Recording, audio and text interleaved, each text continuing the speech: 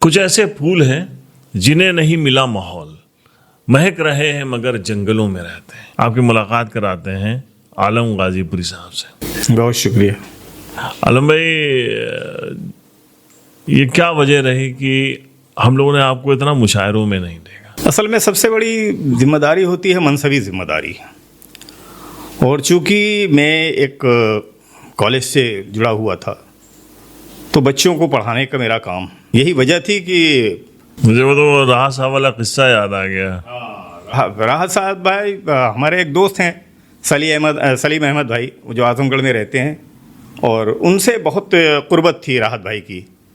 तो एक दिन सलीम भाई ने पूछा कि राहत भाई आपने ये नौकरी क्यों छोड़ दी? और इंदौर वालों ने जो है इतनी मोहब्बतें मतलब उनको ऊपर निछावर की कि उनको जॉब दिया, सब कुछ दिया, और जाहिर सी बात है इज़्ज़त तो थी ही भाई पूरे हिंदुस्तान में, क्या बल्कि बड़े सगीर में उनको जाना जाता था, पहचाना जाता था।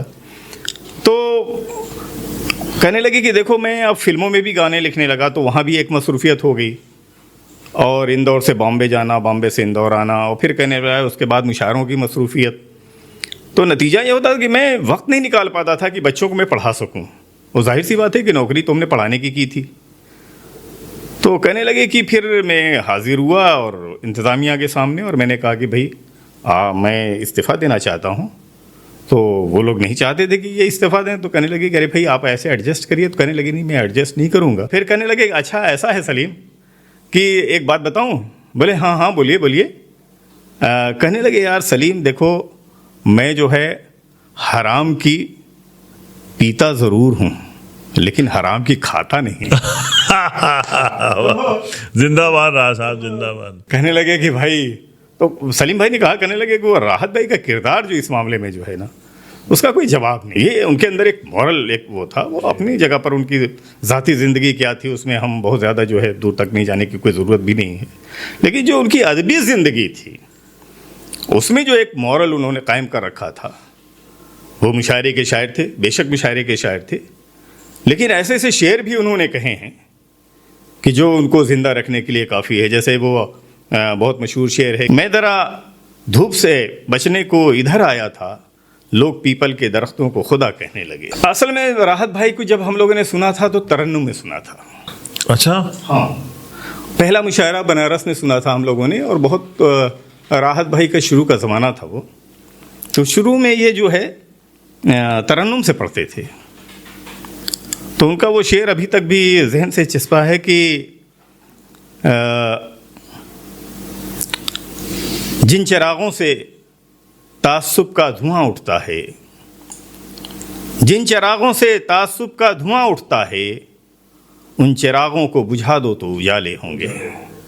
और ये उन्होंने वो तरन्नुम से पढ़ा था और मुशायरा उन्होंने लूट लिया था। अच्छा, शायर जमाली साहब से आपकी बड़ी कुर्बत रही? जी जी, रोज़ का ही तकरीबन जो है रोज़ का साथ था। शायर भाई असल में क्या है कि उनके यहाँ तसव्वुफ भी है, और एक शेर तो उन्होंने ऐसा कह दिया कि जो जिस शेर से वो पूरी दुनिया में पहचाने जाते, पूरी उर्दू दुनिया में जहाँ उर्दू भी बोली जाती है, समझी जाती है, वो बहुत मशहूर शेर है कि तुम आसमां की बुलंदी से जल लौटाना, तुम आसमां की बुलंदी से जल लौटाना, हमें ज़मीं के मसाइल पे बात करनी है। वाह! शेर उनका याद आ रहा है कि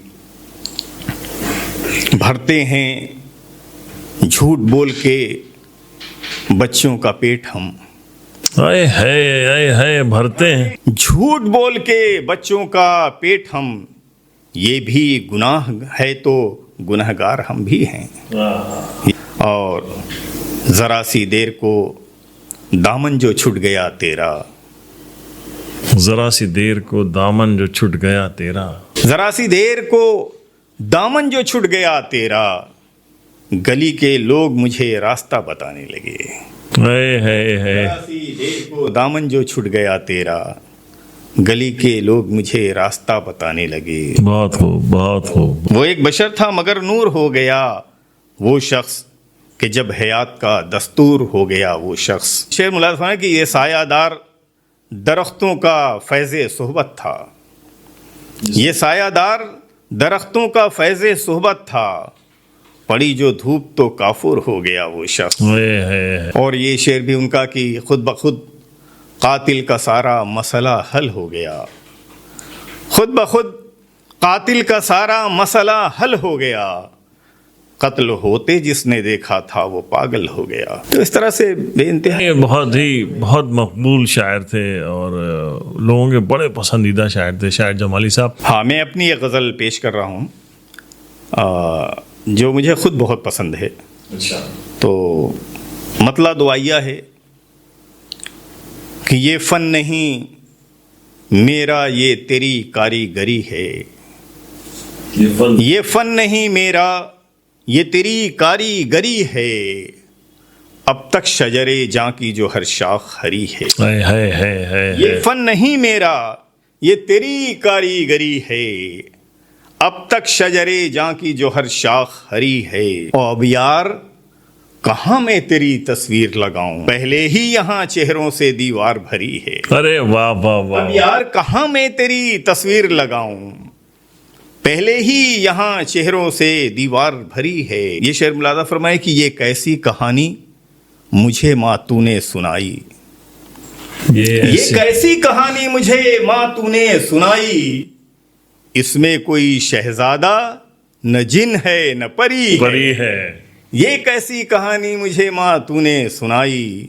आलम भाई बहुत मज़ा आया, बहुत अच्छी गुफ्तगू भी हुई, बड़े अच्छे अच्छे शेर सुनाए आपने और हमारे तशरीफ़ लाए, इसके लिए आपका बहुत बहुत बहुत शुक्रिया आपका कि आपने ये मौका इनायत फरमाया।